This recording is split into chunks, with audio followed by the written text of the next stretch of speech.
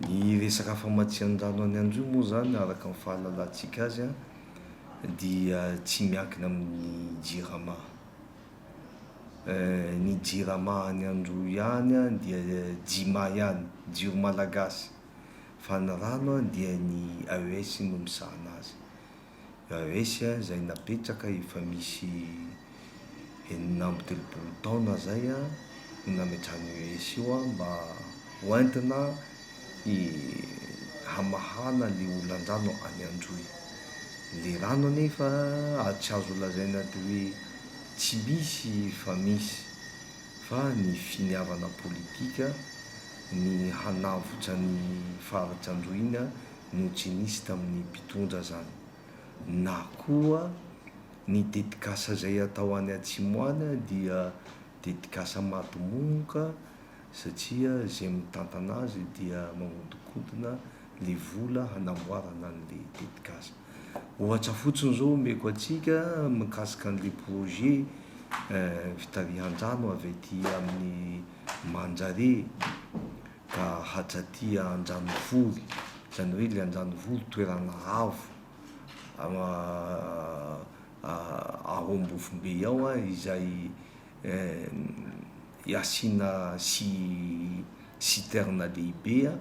dia tarihina avy aty Manjare le rano a dia miakatra hatramin'io citerne io a dia tonga amin'ny citerne io a le rano dia mitsorika fotsiny makany Androy, makany Ambovombe, makany amin'ny faritra atsimon'ny Ambovombe iny satria midina rehefa tonga eo zany, rehefa tonga amin'io havoana atao hoe Andranovory io zany. Dia inona ny fomba hampiakarana rano ho tonga eny? Dia misy station de pompage maromaro, raha tsy diso a 7 izay station de pompage avy aty Manjare a hampiakaran'le rano aty ambony aty. Ny zava-misy dia zao, tsy fonctionnel hatramin'izao a ireny station de pompage ireny a satria tsy tafapetraka le panneau solaire izay hoentina hitarihana an'le rano zany, tsy tafapetraka. Raha ny vola nefa araka ny fahafantarako azy, ny vola dia efa nalaina, efa azon'le entreprise izay misahana io fametrahana panneau solaire io a dia efa misy roa taona na 3 taona zay a dia io panneau solaire io tsy mipetraka dia tsy fonctionnel, tsy miasa le rano a, dia misy fahavoazana be dia be zay a ho an'ny famatsian-drano any Androy a, no sady koa fahavoazana be dia be ho an'ny firenena satria volan'ny firenena malagasy, volan'ny vahoaka malagasy namboarina an'io a, dia olona anankiray a no magnodikodina an'io a, manao ny entreprise anankiray a no naka io vola io a dia hatram'izao zavatra mampalahelo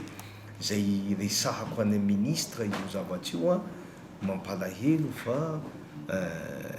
mitady ny entreprise nanao an'io zahay a dia hatram'izao a tsy mivoaka ny tena marina.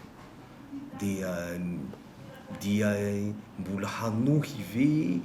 amin'izao taona misy atsika zao hanohy a ny tsy famaizana ireo nahodikody volam-panjakana dia hitohy hatraoviana io a, dia 4 taona nametrahan'ny AES, 4 taona tsy mivaha ny olan-drano any Androy ihany a, mampalahelo izay toe-javatra zay.